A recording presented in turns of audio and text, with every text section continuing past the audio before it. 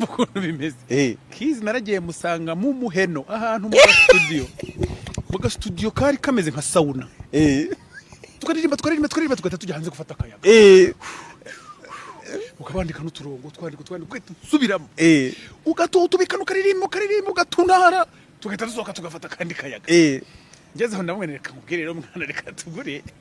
n'akavatara terangatereka hano nanye giye kuhava reka tuyikora irangire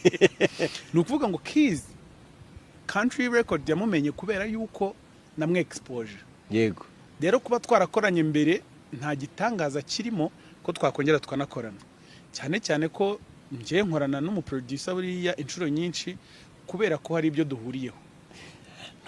no puja runda aragengera ngo wabyumvishe ihangane twikomereze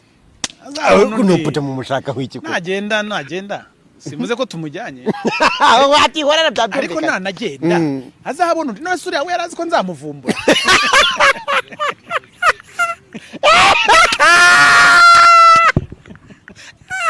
ivumburiye umuntu ukahita umusinyisha